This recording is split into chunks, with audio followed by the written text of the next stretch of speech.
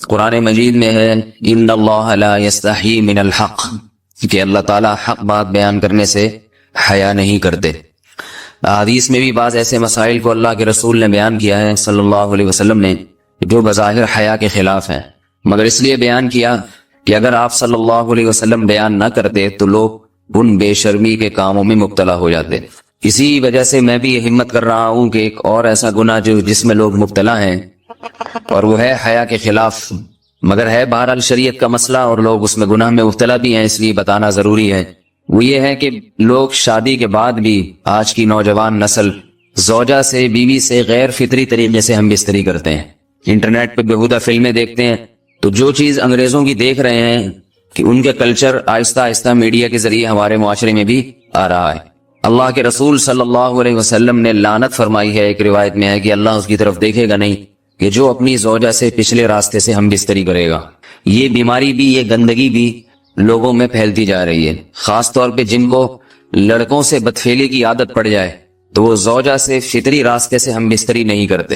اللہ نے فرمایا کہ نساؤکم حرث لکم، یہ تمہاری زوجات ہیں، بیویاں ہیں، یہ نسل بڑھانے کے لیے ہیں، تو اسی راستے میں انسان اپنی خواہش کو پوری کر سکتا ہے جس راستے سے نسل بڑھتی ہے۔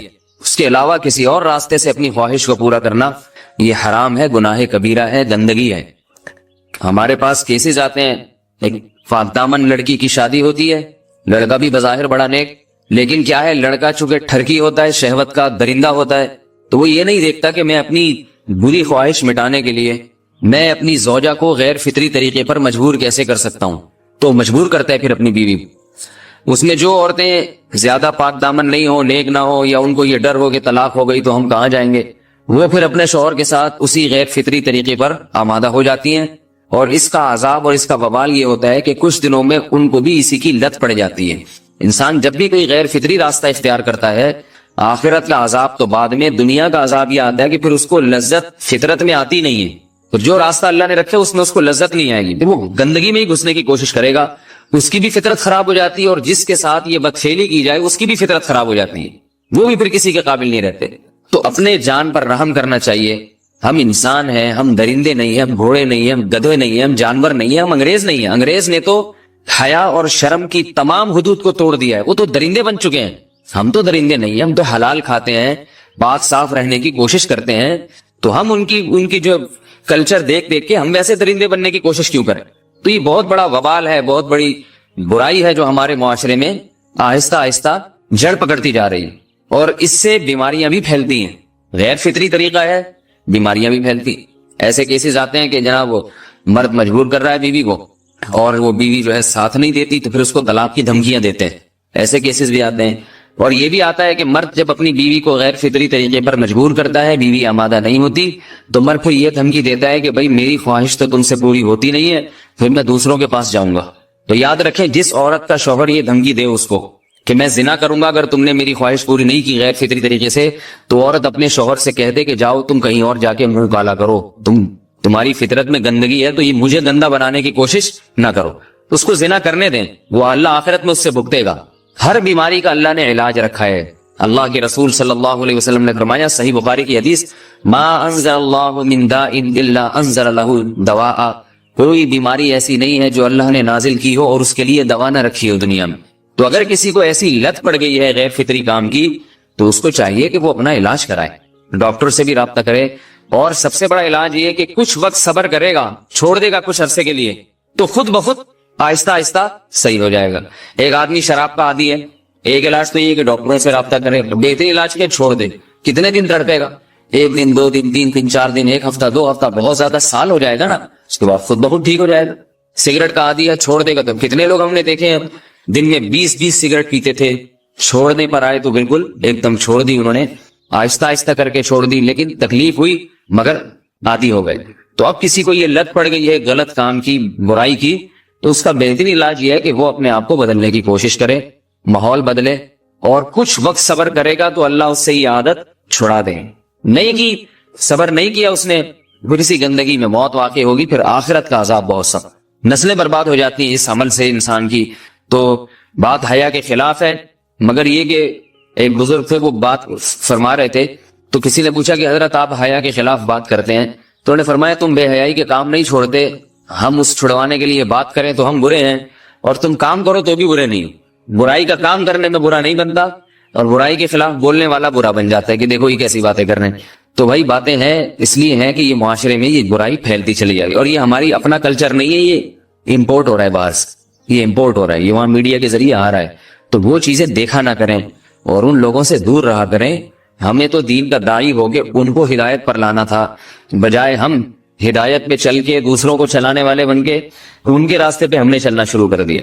اللہ تعالیٰ ہمیں اب دیکھیں ان کے ہاں ایڈس کا مرض پھیل گیا ہے. آپ بتائیے یہ ایڈس کا مرض ہمارا ہے کیا؟ یہ بیماری ہماری ہے یا ان کی ہے؟ ہمارے یہاں بیماریاں ہیں, کھانسی ہے, نزلہ ہے, ٹھیک ہے نا, بلڈ پریشر ہے, شوگر ہے, یہ بیماریاں ہماری ہیں. کوئی اللہ کا شکر ہے گندی بیماری ہمارے یہاں نہیں ہے. جتنی گندگیاں ہیں وہاں سے آ رہی ہیں. ایڈس کا مرض وہاں سے امپورٹ ہوا ہے. وہ ایڈس کا مرض اسی بدفعلی کی وجہ سے پیدا ہوتا ہے, اسی سے جراثیم پیدا ہوتے ہیں, اور اتنا خطرناک مرض کے ایسے متعدی ایسے پھیلتا ہے. افغانستان میں ایڈس کا ریشو 0 تھا, 0. وہ جانتے نہیں تھے کہ ایڈس کا مرض ہوتا کیا ہے. جب سے امریکن آرمی, برطانیہ آرمی افغانستان میں آئی ہے, فوجی آئے ہیں, افغانوں میں ایڈس کا مرض پھیل گیا ہے. انہوں نے وہاں بدفعلیاں شروع کر دی ہیں.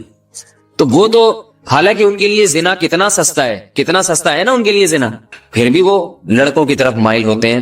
تو اتنی گندگی, ایسا گندا جب انسان بن جائے پھر اللہ اس کے وجود کو برقرار نہیں رکھتے, اور رکھتے ہیں تو پھر آخرت میں سزا دینے کے لیے اپنے آپ کو ان گندگیوں سے بچانا چاہیے, حلال پہ اکتفا کرنا چاہیے. اللہ تعالیٰ ہمیں حلال پہ قناعت کی توفیق عطا فرمائے اور پاکیزہ لوگوں میں ہمارا شمار فرمائے.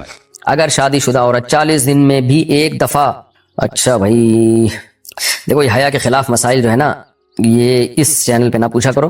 مرد پر لازم ہے کہ کم سے کم 4 مہینے میں بیوی سے ایک دفعہ وہ لازمی ہم بستری کرے.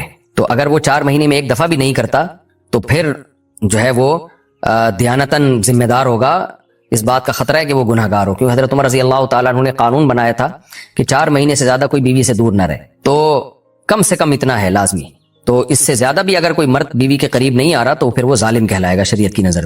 حج کے دوران باقی ہر عورت اور ہر مرد کے حالات مختلف ہوتے ہیں. بعض عورتوں میں خواہش زیادہ ہوتی ہے, بعض میں کم ہوتی ہے. یہ نیچرل ہے, اس کا کوئی اس سے تعلق نہیں ہے کہ عورت کوئی بری ہے. بعض دفعہ عورت میں یہ خواہش نفس بہت زیادہ ہوتی ہے, اس کی ریکوائرمنٹ بہت زیادہ ہوتی ہے, تو لوگ پھر مرد اس بیوی کو برا سمجھنا شروع کر دیتے ہیں, حالانکہ اس کا برائی اور اچھائی سے تعلق نہیں ہے. جیسے مردوں میں صحت کے لحاظ سے اور ان کے جو مینٹل ہیلتھ ہے اس کے لحاظ سے مردوں میں فرق ہوتا ہے, کسی میں خواہش بہت زیادہ ہوتی ہے, کسی میں کم ہوتی ہے. تو اس طرح خواتین میں بھی ہوتی ہے, بہت سے پاک دامن عورتیں ہوتی ہیں لیکن ان میں ڈیزائرز بہت زیادہ ہوتی ہے. تو یہ سب کی الگ الگ اللہ نے فطرت بنائی ہے. تو میاں بیوی اس کو ایک دوسرے کو بہتر سمجھ سکتے ہیں کہ کس کی کیا ڈیزائرز ہیں. بہرحال اگر مرد میں عورت کی ڈیزائرز پوری کرنے کی طاقت نہیں ہے, عورت میں بہت زیادہ ڈیزائرز ہیں, مرد میں کم ہے, تو ایسی صورت میں عورت پھر مرد سے طلاق مانگ سکتی ہے کہ بھئی میں سیٹسفائی نہیں ہو پا رہی ہوں اور میری ریکوائرمنٹ زیادہ ہے. تو مرد اگر طلاق دے دے تو اچھی بات ہے, نہیں دے تو پھر عورت کو چاہیے اسی کے ساتھ گزارا کرے. ہاں اگر 4 مہینے تک بھی مرد بیوی کے پاس نہیں آتا ہے تو پھر مرد پر لازم ہے کہ عورت کے مطالبے پر اس کو وہ چھوڑ دے, کیونکہ پھر تو جوان عورت کو بہرحال گناہ کا خطرہ ہے. جسمانی تعلق نہ رہنے سے نکاح پر اثر. لاہور سے کسی نے پوچھا اگر میاں بیوی کا آپس میں کوئی جسمانی تعلق نہ ہو تو کیا نکاح پہ کوئی فرق پڑے گا؟ نہیں, اس سے کوئی فرق نہیں پڑتا. جب تک شوہر طلاق نہیں دے گا نکاح ختم نہیں ہوگا. یا اگر شوہر جان بوجھ کر بیوی کا حق ہی ادا نہیں کرتا اور 4 مہینے سے زیادہ اس سے ریلیشن قائم نہیں کرتا اور بیوی بھی جوان ہے, اس کو گناہ کا خطرہ ہے, تو پھر وہ عدالت میں کیس کر سکتی ہے اور پھر اس کا ایک پروسیس ہے, کس طرح سے نکاح ختم ہوگا تو اس پروسیس کو فالو کر سکتی ہے وہ. تو خلاصہ یہ ہے کہ شوہر گناہگار تو ہوگا کہ اس میں طاقت بھی ہے اور بیوی بھی جوان ہے, تو وہ کیوں اس کا حق ادا نہیں کر رہا, لیکن نکاح خود بخود ختم نہیں ہو جاتا. بیوی بچوں سے کتنا عرصہ دور رہ سکتے ہیں؟ بندہ کام کی وجہ سے 2 سال ملک سے باہر رہتا ہے, کوشش کے باوجود چھٹی نہیں ملتی, کیا اتنی دیر بیوی بچوں سے دور رہنا جائز ہے؟ نامعلوم. بھائی دیکھیں, ایک تو ہے حضرت عمر رضی اللہ تعالیٰ عنہ کا مشہور واقعہ ہے کہ آپ نے کچھ خواتین سے پوچھا تھا کہ عورت کتنا صبر کر سکتی ہے مرد کے بغیر, تو بعض صحابیات نے بتایا کہ 4 مہینے. تو حضرت عمر نے قانون بنایا کہ جو مجاہدین محاذ جنگ پہ لڑ رہے ہیں 4 مہینے سے زیادہ دور اپنی بیویوں سے نہیں رہ سکتے. تو اس اصول کا تقاضا یہ ہے کہ وہ زمانہ بھی پاک دامنی کا زمانہ تھا, نیک لوگ تھے, تو اصول یہی ہے کہ 4 مہینے انتہا ہے عورت کے صبر کی. تو ایک نارمل عورت کے لیے اس سے زیادہ صبر کرنا مشکل ہوتا ہے, تو اس لیے بہتر یہی ہے, قانون یہی ہے کہ 4 مہینے سے زیادہ دور نہیں رہنا چاہیے. اور قرآن نے بھی یہ حکم دیا ہے کہ اگر کوئی قسم اٹھا لے کہ بیوی کے پاس نہیں جائے گا قسم اٹھا لے، ایسا ہی نہیں بلکہ قسم اٹھا کے، تو پھر 4 مہینے میں طلاق واقع ہو جاتی ہے۔ بعض فقہا کے نزدیک عورت کو طلاق کا اختیار ہو جاتا ہے عدالت کے ذریعے، بعض کے نزدیک ہو جاتی ہے طلاق۔ تو اس سے بھی پتہ چلتا ہے، قرآن سے بھی اشارہ ملتا ہے کہ 4 مہینے جو ہے یہ ایک انتہائی مدت ہے ایک نارمل عورت کے لیے۔ تو اس زمانے میں تو اس کی اہمیت اور زیادہ بڑھ گئی ہے۔ وجہ اس کی ہے کہ بے حیائی، موبائل، انٹرنیٹ پر بیہودہ چیزیں، یہ سب چیزیں انسان کی شہوت کو بڑھاتی ہیں، مرد کی بھی اور عورت کی بھی۔ تو اس لیے بھائی میں تو آپ کو مشورہ نہیں دے سکتا کہ آپ 2-2 سال بیوی سے دور رہیں۔ میں بدگمان نہیں ہو رہا، بہت سے لوگ 4-4 سال دور رہتے ہیں، ان کی بیویاں بھی پاک دامنی کے ساتھ زندگی گزارتی ہیں، خود بھی بڑے نیک شریف بن کے زندگی گزارتے ہیں، بہت سے ایسے لوگ الحمدللہ ہمارے معاشرے میں ہیں۔ لیکن بہرحال اس کلچر کو، اس رواج کو فروغ نہیں دیا جا سکتا، اس کو اپریشیٹ نہیں کیا جا سکتا، شریعت کے لحاظ سے بھی، عقل کے لحاظ سے بھی۔ 2 سال تک مرد کے لیے صبر کرنا کتنا مشکل کام ہے۔ وہ کھا بھی رہا ہے انڈے پراٹھے، اور جناب کھانا پینا اسی سٹائل میں چل رہا ہے، یا تو روزے رکھ کے اپنے آپ کو آدھا کر دیا اس نے۔ تو سوال عورت کے ساتھ مرد کا بھی تو ہے نا، مرد نے تو قوت اور شہوت اللہ نے اور بھی زیادہ رکھی ہے، تو وہ کیسے صبر کرے گا؟ مرد کی جو قوت برداشت ہے وہ فقہا نے اور اطباء نے بیان کی 1 مہینہ ہے، تو 2 سال تک بیوی سے دور ہیں۔ میں پھر بھی بتا دوں، میں بدگمان نہیں ہو رہا کہ جو دور ہیں آپ ان کے بارے میں برا سوچنا شروع کر دیں، لیکن بہرحال یہ اپنے آپ کو فتنوں میں ڈالنے کے مترادف ہے، اس لیے ایسی جاب نہ کریں۔ 2-2 سال تک بیوی سے دور ہیں، یا تو بیوی کو ساتھ لے کر جائیں یا بیوی کے ساتھ ہی رہیں، کہیں ادھر ہی کم پیسوں میں انسان گزارا کر لے بیوی بچوں کے ساتھ، یہ زیادہ اچھا ہے، زیادہ پیسوں کی لالچ میں بیوی بچوں سے دور رہنا۔ باقی بیوی آپ کی راضی ہے اس جاب پہ، یا آپ کے پاس کوئی آلٹرنیٹ ہے ہی نہیں، آپ جاب چھوڑ کے آئیں گے تو آپ کو لالے پڑ جائیں گے کھانے پینے کے، تو ایک مجبوری ہے، مجبوری کے حکام الگ ہوتے ہیں، لیکن نارملی اس کی بہرحال ترغیب نہیں دی جا سکتی۔ دیکھیں قرآن مجید میں اللہ نے ارشاد فرمایا نا، یوم یفر المرء من اخیہ وامہ وابیہ وصاحبتہ وبنیہ، قیامت کے دن کی ہولناکیوں کو اللہ نے بیان کیا کہ انسان اپنے باپ سے دور بھاگے گا، بیٹے سے دور بھاگے گا، بھائی سے دور بھاگے گا۔ جہاں بیوی کا تذکرہ آیا تو یہ نہیں کہا کہ بیوی سے دور بھاگے گا، بلکہ فرمایا اس سے دور بھاگے گا جو اس کے ساتھ رہا کرتی تھی، یعنی صاحب کہتے ہیں ساتھ رہنے والے کو، صاحبہ سے دور بھاگے گا۔ تو اس سے پتہ چلتا ہے کہ قرآن میں اللہ نے بیوی کو جو ڈیفائن کیا ہے نا، اس کی جو صفت بیان کی ہے وہ یہ کہ جو آپ کے ساتھ رہتی ہے۔ تو جب شادی ہو گئی تو سمجھو بیوی پھلترو کی طرح چپک گئی ہے آپ کے ساتھ، جہاں جاؤ گے آپ کے ساتھ ساتھ جائے گی۔ تو قرآن سے بھی اشارہ ملتا ہے کہ بیوی سے ساتھ رہنے کی چیز ہے۔ اب آپ 2-2 سال، پھر ایک دفعہ تھوڑی ہوتا ہے کہ 2 سال کے لیے چلے گا 2 سال بعد واپس آئے۔ جو باہر جاب کرتے ہیں وہ تو پھر آئے 1 مہینے بعد پھر 2 سال کے لیے چلے گا، ان کی تو ساری جوانی باہر ہی گزر جاتی ہے۔ تو اس لیے مجھے یہ بہرحال سمجھ میں نہیں آتا ہے، شریعت کی روح سے یہ پسندیدہ کام نہیں ہے، بہت سخت مجبوری ہے تو ایک الگ بات ہے، لیکن اچھا کام نہیں ہے۔ غربت میں انسان بیوی بچوں کے ساتھ گزارا کر لے، یہ زیادہ بہتر ہے اس دولت سے جس میں انسان بیوی بچوں سے ہی دور ہو۔ کیا کرنا ہے ایسی دولت کا کہ آپ اپنے بیوی بچوں سے گھر بار سے دور ہیں؟ انسان جو شریف آدمی، عزت دار آدمی ہے، اس کو تو گھر میں سکون ملتا ہے بھائی۔ عورت کا شوہر کے بغیر سسرال میں رہنا، اگر شوہر کام کے لیے گھر سے دور ہو، بیوی سسرال میں شوہر کے بغیر رہتی ہو، پردے کا کوئی لحاظ نہیں ہے، اس صورت میں بیوی کے لیے کیا حکم ہے؟ شوہر کے ساتھ رہے یا سسرال میں؟ اگر شوہر ساتھ نہیں رکھتا بلکہ اپنے گھر والوں کے ساتھ رہنے پر مجبور کرے تو بیوی کیا کرے؟ طارق صاحب اسلام آباد سے۔ دیکھیں شوہر اگر جاب کے لیے گیا ہے 8-8 مہینے، 1 سال بعد گھر آتا ہے، تو اصل مسئلہ تو یہ ہے کہ جہاں شوہر رہے گا بیوی وہیں رہے گی۔ شوہر کو چاہیے کہیں بھی گیا ہے اتنے لمبے سفر کے لیے تو بیوی کو ساتھ لے کے جائے۔ اس پر میں کئی بار دلائل دے چکا ہوں، قرآن سے بھی حدیث سے بھی، ان دلائل کو میں ریپیٹ نہیں کروں گا۔ اس میں شوہر کو بھی فائدہ ہے، بیوی کا بھی فائدہ ہے، گناہ سے دونوں بچیں گے، فتنے کا اندیشہ کم ہوگا۔ اتنے عرصے اس دور میں بیوی سے دور رہنے میں انسان میں خطرہ ہوتا ہے کہ گناہ میں مبتلا نہ ہو جائے۔ اور پھر بیوی کے ساتھ ایک نوعیت کی ظلم اور زیادتی بھی ہے کہ آپ 8-8 9-9 مہینے اس کو چھوڑ کے چلے جاتے ہیں، تو یہ یعنی اس کی بیچاری کی بھی تو جوانی ساری برباد ہو جاتی ہے، پوری شوہر کے بغیر جوانی گزرتی ہے۔ تو اس لیے اصل حکم تو یہی ہے، شوہر جہاں رہے گا بیوی اس کے ساتھ رہے گی۔ لیکن بعض غریب لوگ ہوتے ہیں، ان کے پاس وسائل نہیں ہوتے، سعودی عرب میں مزدوری کی جاب کر رہا ہے، وہ بیوی کو ساتھ رکھ نہیں سکتا، اگر رکھے گا تو خرچے اتنے بڑھ جائیں گے کہ وہ کمائے گا کیا؟ پھر بعض لوگ مجبور ہوتے ہیں، دبئی میں رہ رہے ہیں، کہہ رہے فلیٹوں کا کرایہ اتنا ہے، بیوی کو یہاں رکھا تو بھائی ہم بچے گا ہی کچھ نہیں ہمارے لیے۔ تو ایسی شدید مجبوری میں پھر میاں بیوی کمپرومائز کر سکتے ہیں، بھائی میں مجبور ہوں، کمانے کے لیے جا رہا ہوں، تمہیں بھی پتا ہے میں اگر یہاں رہوں گا تو وہی کھانے کے لالے پڑیں گے، تم ہی مجھے تنگ کرو گی پھر۔ تو ایسی صورت میں پھر بیوی سسرال میں رہے یا میکے میں رہے؟ تو اصول تو یہ ہے کہ جہاں شوہر چاہتا ہے وہاں رہے، اصولی بات تو یہ ہے، کیونکہ جب رخصت ہو کے آ گئی ہے وہ سسرال کی امانت ہے نا۔ ہر آدمی چاہتا ہے کہ بھئی میری بیوی میرے والدین کے ساتھ رہے، یہی ہمارا کلچر ہے، اور شریعت میں اس کے ناجائز ہونے کی کوئی دلیل بھی نہیں ہے، اور میاں بیوی کے بہت سے معاملات عرف متعین کرتا ہے۔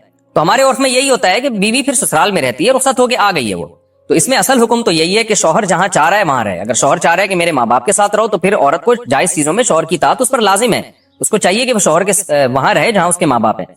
لیکن اگر واقعی سسرال میں اس پر ظلم ہو رہا ہے، بہت زیادہ بے پردگی ہو رہی ہے احتیاط کے باوجود، یا خدا نخواستہ جوان دیور ہیں، خطرہ ہے خدا نخواستہ، عام طور پہ ہمارے معاشرے میں ایسا خطرہ ہوتا نہیں ہے، خیر الحمدللہ غالب ہے، لیکن بعض دفعہ خطرہ بھی ہوتا ہے، دیور جوان ہے، خطرہ ہے، جوائنٹ فیملی ہے، تو پھر औरत ससुराल में नहीं रहेगी, फिर वो शौहर की गैर मौजूदगी में अपने वालिदैन के घर रहेगी। फिर ऐसी सूरत में शौहर को भी चाहिए कि वो बीवी को फोर्स ना करे, अपने देवरों के साथ रहने पर मजबूर न करे, उसमें फितने का अंदेशा बहुत ज्यादा है। नबी सल्लल्लाहु अलैहि वसल्लम ने फरमाया अलहम वो मौत, यानी मौत की तरह देवर को करार दिया गया है एहतियात के मामले में। तो मैं देवरों पे बदगुमानी नहीं कर रहा कि बहुत से देवर भी बयान सुन रहे होते हैं, वो कहते हैं यार हमें ये बना के पेश कर दिया, हम तो बहुत अच्छे हैं। आपके अलावा की बात कर रहा हूँ, जो मेरा इस वक्त चैनल देख रहे हैं उनके अलावा की बात कर रहा हूँ। लेकिन बहरहाल एहतियात जरूरी है। शौहर दूर हो, जवान भाभी हो घर में और देवर भी हो, तो अल्हम्दुलिल्लाह हमारे मुआशरे में खैर गालिब है। लेकिन कहीं भी फितने का अंदेशा होगा तो वहां पर फिर औरत अपने वालिदैन के साथ रहेगी। घर को तबाह करना हो उसका तरीका भी मैं आपको बताता हूँ, बेहतरीन पैकेज है मेरे पास। घर को तबाह करना हो मैं बताता हूँ, आप इसके बाद तलाक एसोसिएशन खोल सकते हैं। आप घर को तबाह करना हो तो भी इस्लाह का लेबल लगाया जाए। अल्लाह ने घर को सीधा रखने के लिए एक उसूल बता दिया, वो अल्लाह वाला उसूल हमें समझ में नहीं आ रहा। अल्लाह ने कहा ये जो मियाँ है, जिसको मियाँ कहा जाता है, ये कमबख्त, जैसे मुल्क का एक सरबरा होता है, वो अच्छा हो बुरा हो आपने इताअत किसकी करनी है? सरबरा। अब हम लाल बत्ती पे सिग्नल तोड़ दें, बोलें कि हमारे सदर ममलिकत चूंकि सरदारी हैं और किसी को वजीर आजम शहबाज शरीफ से भी इख्तलाफ हो सकता है, तो ये दोनों हमारे हुक्मरान है, मैं इनके कानून को मानता ही नहीं, लिहाजा मैं रियासत को मानता ही नहीं, मैं लाल बत्ती तोड़ता हुआ जाऊंगा।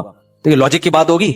भाई रियासत अच्छी हो बुरी हो, आपने इंतजामी चीजों में हुकूमती लॉ को फॉलो करना है आपने। तो घर भी एक इस्लाम कहता है कि स्टेट है, एक रियासत है। मियाँ कभी अच्छे होते हैं, कभी मियाँ बुरे होते हैं, लेकिन सरबरा रहता है वो कमबख्त।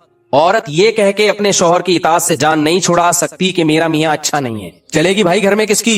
मियाँ की। अब खवातीन को इस्लाह के नाम पे फसाद में डाला जाता है। नहीं, ये क्या लगता है तुम्हारा, जितने इसके हुकूक हैं उतने ही तुम्हारे हुकूक हैं। बहुत सारी चीजों में रुकावट है, बहुत सारी। मैं एक क्या नाम लूंगा ना तो बहुत लंबी चौड़ी फहरिस्त है इसकी। बास केस हमारे पास आते हैं, बेगम साहिबा ने शौहर को 10 साल हो गए करीब ही नहीं आने दी। भाई करीब ही नहीं आने दिया उसको, क्योंकि कोई फिजिकल प्रॉब्लम है बेगम में, उसको ख्वाहिश ही नहीं है। तो वो मियाँ घूम रहा है, वो जिना भी नहीं करता। बेगम ने कहा दूसरी शादी कर लो, मेरे पास पैसे ही नहीं है ना, मुझे कोई रिश्ता देगा ना, मेरे पास घर का इंतजाम है। तो अब बताओ सोसाइटी में फसाद, घर में फसाद होगा कि नहीं होगा? फिर वो गुस्से में आके बेगम को थप्पड़ मारता है, तो बच्चे बड़े हो गए हैं, वो देख रहे हैं मेरा बाप मेरी माँ को बोलो मारता है। फसाद बेगम मिचा रही है, बदनाम कौन हो रहा है? बदनाम मियाँ हो रहा है। वो कह रहा है भाई मैं जिना की तरफ जा रहा हूं। अगर औरत थोड़ी कुर्बानी दे दे, जो शरीयत ने हुक्म दिया, नबी सल्लल्लाहु अलैहि वसल्लम ने फरमाया जब मर्द बीवी की तरफ आना चाहे तो हदीस का मफहूम है बीवी के पास उसको रोकने का राइट बोलो नहीं है। कोई बीमारी हो तो एक अलग बात है। तो ऐसा फसाद घर में, बेटे बाप के बागी हो गए, बच्चियां बाप की बागी हो गई। वो बेचारा सारी जिंदगी कमा कमा के खिलाया, घर बनाया, गैस बिजली का बिल दिया, शेल्टर दिया, और आखिर में जलील भी खुद ही हो गया। यही मामला उल्टा भी होता है, उल्टा भी मामला होता है। अल्लाह ने मर्द के जिम्मे लगाया बेसिक नान नफका कौन देगा औरत का?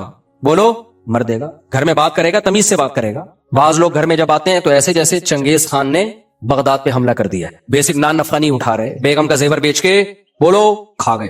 अब जब घर में लड़ाई होती है, चीखो पुकार, तो फिर इस्लाम ने जो शौहर को हुकूक दिए वो पेश करना शुरू। इस्लाम ये कहता है कि औरत शौहर के सामने मत चीखे। जैसे एक टिकटॉकर का भी आया है ना, एक टिकटॉकर का आया है अभी बयान, अपनी बीवी को मीडिया पे बदनाम कर रहा है और कह रहा है कि इस्लाम में 4 शादियां फर्ज हैं। अगर वो 4 शादी का लफ्ज इस्तेमाल ना करता ना तो मैं ये बात अभी आपके सामने ना करता, लेकिन वो 4 शादियों को बदनाम कर रहा है। कहते हैं इस्लाम में 4 शादियां फर्ज हैं और मेरी बीवी क्योंकि बहुत सादा है, बहुत देसी है, मुझे उसमें रगबत नहीं है, और ऐसी है और वैसी है, फलानी है, डिमकानी है, लिहाजा मैं इसको तलाक देके 4 शादियां करूंगा। किसी मॉडर्न से किस कदर बेगैरती है अपनी बीवी को मीडिया के सामने जलील करना। मैं इसलिए बयान कर रहा हूं कि ऐसे लोगों को मेरे खाते में ना डाला जाए कि मुफ्ती साहब के 4 शादियों पे बयानात का ही असर है। ना ना ना ना, ये ठरक है जिसपे लेबल किसका लगाया जा रहा है? 4 शादियों का। जब भी कोई मीडिया पे आके शौहर अपनी बीवी को जलील करे या औरत अपने शौहर को, तो ये मत देखा करो इनमें सही कौन है गलत कौन है, ये इल्जाम सही है गलत है। आप उनसे बोलो अल्लाह ताला ने मियाँ बीवी को एक दूसरे का लिबास बनाया है, लिबास उयूब दिखाता है या छुपाता है? बोलते क्यों नहीं? किस कदर बेगैरती बेशर्मी की बात है, आप दुनिया के सामने आके अपनी बीवी को जलील कर रहे हो, दुनिया के सामने आके बता रहे हो वो ऐसी है वो वैसी है। कोई शर्म नहीं है आपको?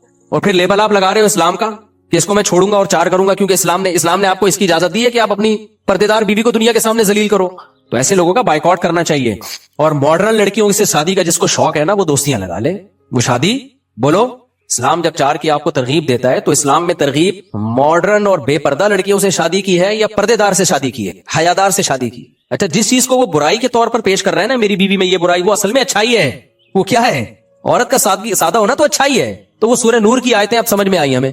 अत्तय्यिबातु लित्तय्यिबीना वत्तय्यिबूना लित्तय्यिबात। अल्लाह कहते हैं पाकीज़ा मर्द पाकीज़ा औरतों के लिए और पाकीज़ा औरतें पाकीज़ा मर्दों के लिए। वल खबीसातु लिल खबीसीना वल खबीसूना लिल खबीसात। नापाक मर्द नापाक औरतों के लिए और नापाक औरतें नापाक मर्दों के लिए। बिल्कुल बेहतरीन बात हो गई।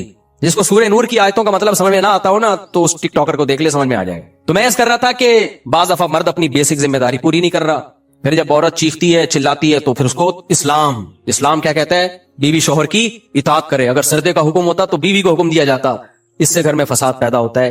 भाई बात कुछ और है, आप उस पे लेबल कुछ और लगा रहे हो। तो खूब समझ लो, इस पूरी बात का हासिल क्या निकला कि अपनी जिम्मेदारियों को ना पहचानना और फिर उन जिम्मेदारियों को अदा ना करना, ये फसाद का सबसे बड़ा सबब है। समझते हो कि नहीं समझते? आपको पता होना चाहिए मेरी जिम्मेदारियां क्या। आजकल लोगों को पता ही नहीं मेरी जिम्मेदारियां क्या हैं। मेरी जिम्मेदारियां क्या हैं? जब आपको अपनी जिम्मेदारी ही का नहीं पता, तो आपको कैसे पता चलेगा सही कौन है गलत कौन है? देखो, एक मैं मिसाल देता हूं। एक बंदा आया आपके पास और कहने लगा 1 लाख रुपए आप मुझे दे दो। आप उसको मना कर दोगे तो क्या यह जुल्म कहलाएगा? नहीं कहलाएगा, क्योंकि आपको पता है मैं कोई जिम्मेदार थोड़ी हूं उसको 1 लाख रुपए देने का। लेकिन उसने कोई पुरानी फाइल निकाली और उसने कहा कि आपने फला चीज मुझसे खरीदी थी और पैसा देने आप भूल गए थे, तो ये देखो उसका सबूत है, और उसने साबित कर दिया कि आपके जिम्मे 1 लाख है। अब 1 लाख रुपए ना देना जुल्म है या नहीं है? तो नॉलेज में आ गया आपके कि भाई ये मेरी रिस्पॉन्सिबिलिटी है, ये मेरी जिम्मेदारी है, ये तावान है मेरे ऊपर।